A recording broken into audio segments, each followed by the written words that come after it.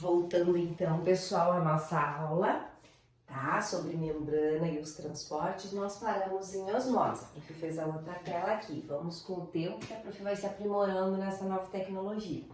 Gente, a osmose, então, a gente viu que é um tipo de transporte, né, que vai passar, não tá na difusão, certo? Porque ele é um transporte só dele, porque é a passagem de solvente, passagem de água pela membrana plasmática, ok?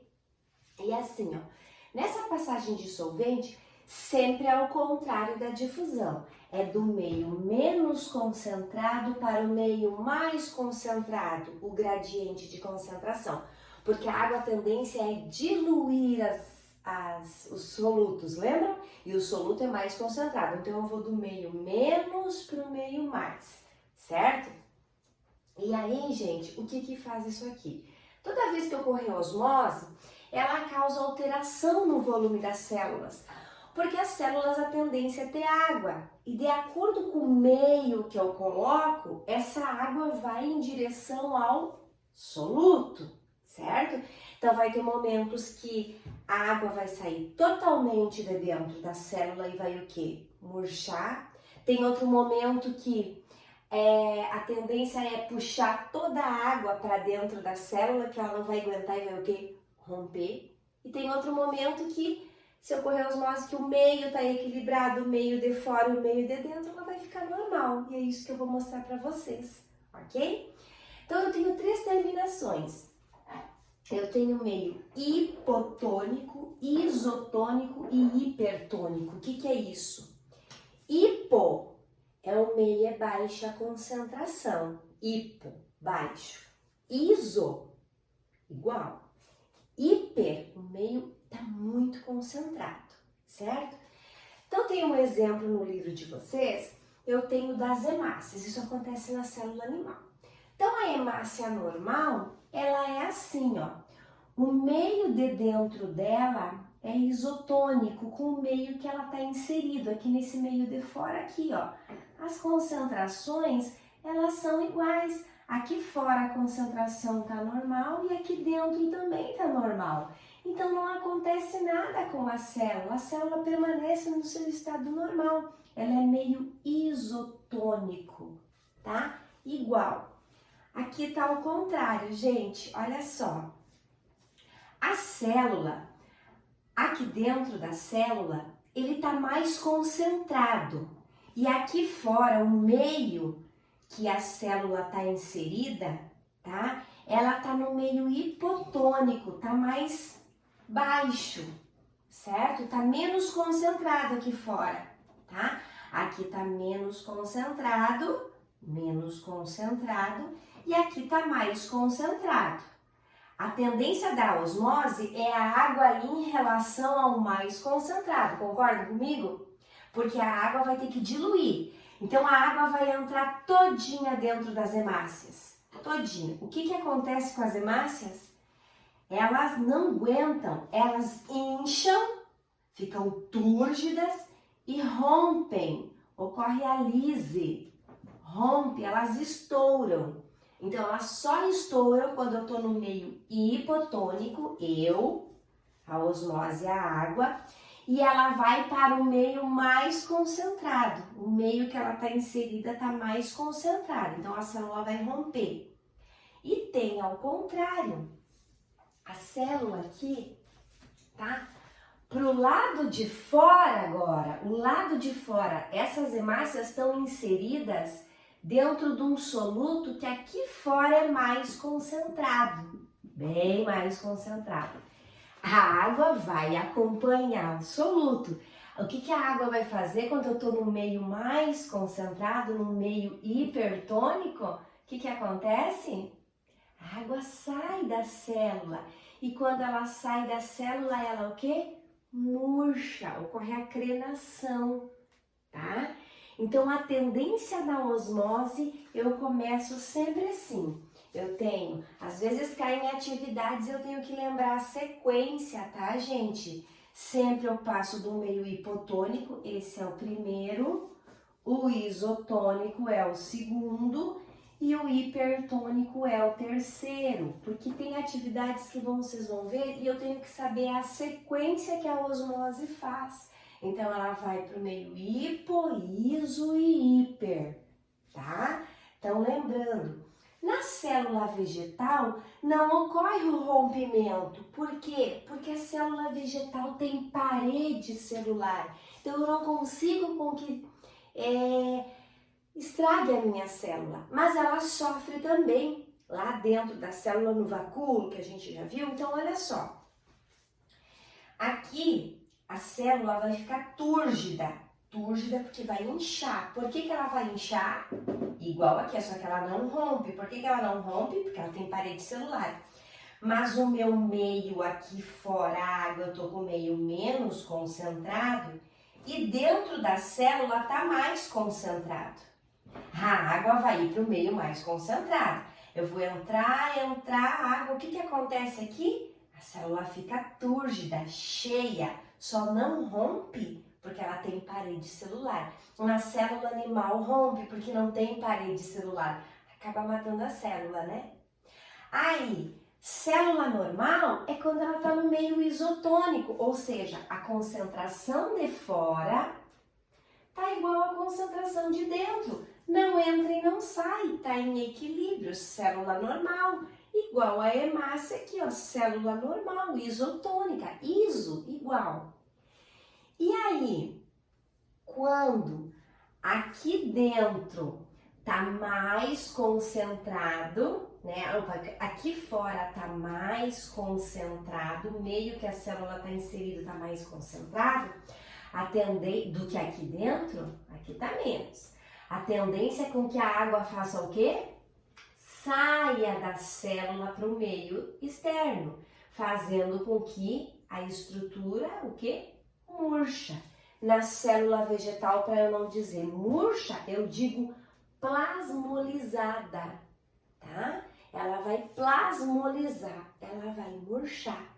Se eu colocar essa mesma célula num ambiente que a concentração seja igual, tanto de dentro quanto de fora, ela vai ficar desplasmolizada, vai voltar a célula normal. Então, isso é osmose. Osmose é a passagem do meio menos para o mais. Ele vai sempre para onde é mais concentrado.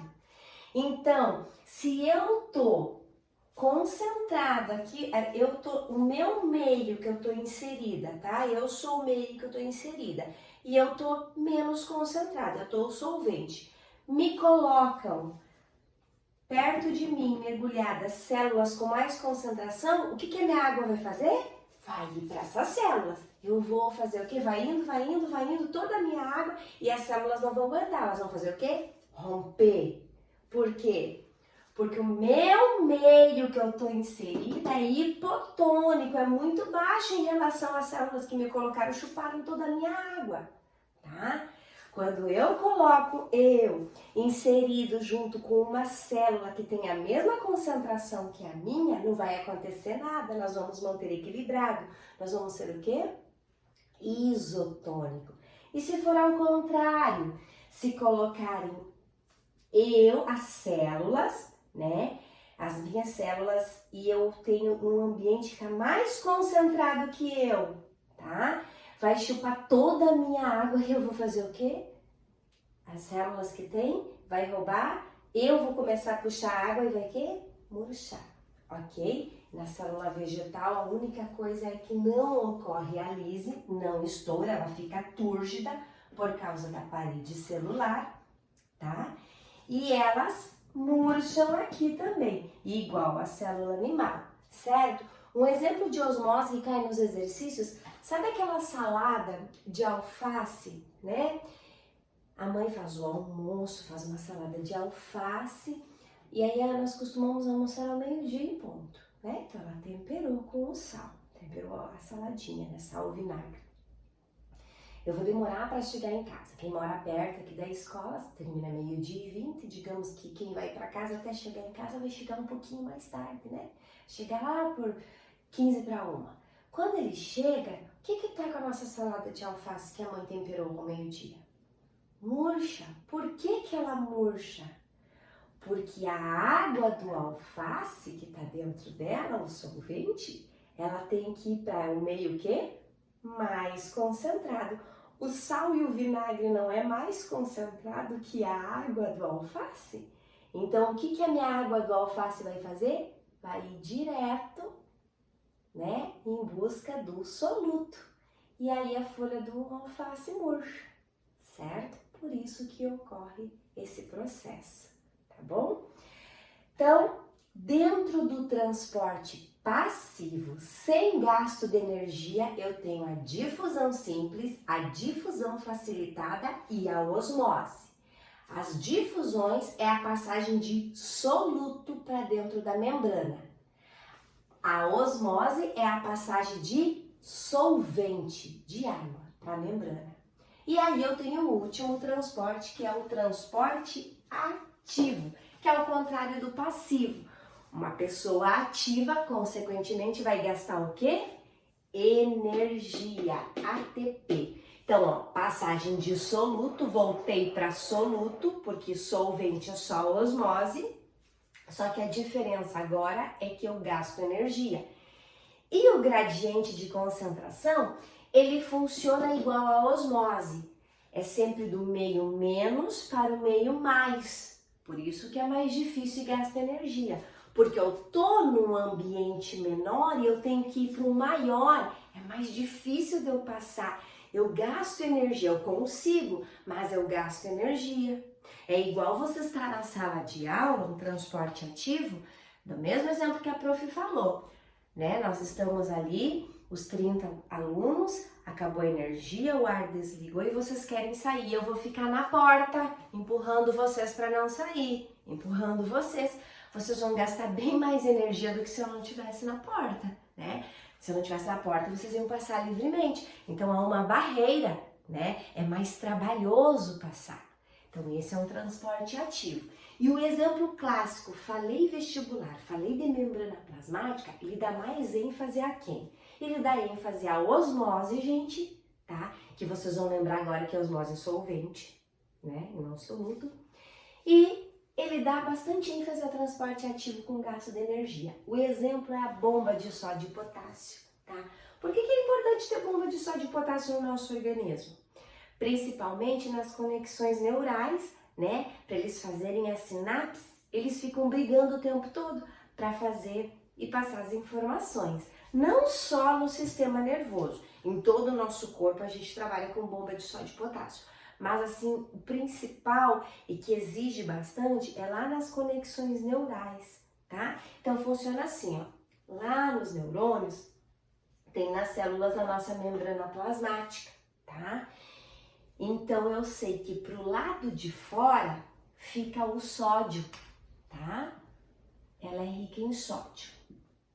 E pro lado de dentro fica o potássio. O que é? Por que é bomba de sódio e potássio? Porque o potássio, ele vai querer sair para a parte superior. E o sódio, ele vai querer fazer o quê? Entrar. Então, por isso que é bomba. Eles ficam brigando. Pode ver, ó. Tem pouquinho, é muito natural que saia, ó. Saiu pouquinho potássio, mas eu tenho mais sódio. Embaixo eu tenho mais potássio. Tem 2 sódios. Então é uma bomba. Fica brigando o tempo inteiro. Graças a essa briga dessa bomba, que dá a diferença da carga elétrica, que eu consigo gerar impulsos nervosos. Tá bom? Então, realmente, eles brigam o tempo inteiro. É muito gasto de energia. Então é um transporte ativo. Porque se passasse livremente, não teria mais impulso nervoso, né? Porque ali o sódio ia entrar a hora que quiser e o potássio ia sair a hora que quiser, certo? Então isso é um gasto de energia, tá bom? Então transporte ativo, gasto de energia, exemplo bomba de sódio e potássio e sempre igual osmose, do meio menos concentrado para o meio mais concentrado, tá? Aí é dificuldade para eu passar. E para finalizar a nossa aula, quando envolve partículas grandes, ou para entrar ou para sair da membrana, eu tenho 2 tipos. Eu tenho a endocitose e a exocitose. endo, dentro. Então, tem partículas que são muito grandes e que não passam pela membrana plasmática. Então, eu vou fazer um processo de transporte, de englobamento, através de dois: fagocitose e pinocitose. Eu tenho que englobar partículas. A membrana vai formar uma dobra para englobar essas partículas, então ela já não passa mais.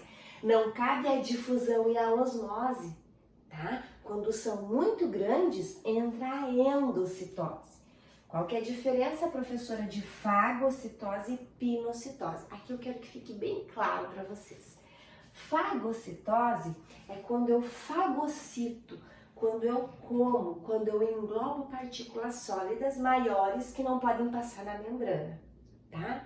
Um exemplo, nossos glóbulos brancos, quando entra algum vírus, alguma bactéria, ele vai fagocitar, ele vai comer aquele vírus e a bactéria para terminar, vou fagocitar. Pinocitose é quando essas estruturas, vírus e bactérias, vêm dissolvidas em fluido. Tem gente, é um erro, que fala que é englobamento de partícula líquida. Não, porque líquido é água, entra água direta aí, é osmose, tá? Pinocitose é quando entra essa partícula que é grande demais, mas ela vem dissolvida num fluido. Tem um fluido protegendo ela. Essa é a diferença. Fagocitose quando eu vou englobar partícula sólida e pinocitose quando eu vou englobar partículas que estão dissolvidas ou diluídas num fluido. Ela é mais líquida, mas não posso dizer que é englobamento de partícula líquida, porque partícula líquida total é osmose, tá bom? E a exocitose é o contrário. O que é exo? Liberar. Então, as partículas que eu não quero mais, tá? É um processo de eliminação. Eu vou fazer um movimento contrário. Eu vou criar invaginações e vou liberar de dentro da membrana as partículas que eu não quero mais. Beleza, gente? Então, assim, ó. Ficou dúvida, a prof vai abrir depois para os exercícios. Eu deixei atividades, tá? Uma lista de exercícios, mais as atividades que a gente vai fazer dessa aula, tá? Vou estar disponível para tirar dúvida de vocês. Então, assim, recapitulando, o que eu preciso saber? Falei em membrana, tô falando do transporte, permeabilidade. Tem dois tipos, tem o transporte passivo e o transporte ativo. O transporte passivo não tem gasto de energia e tem 3 tipos de fazer. Quem são eles?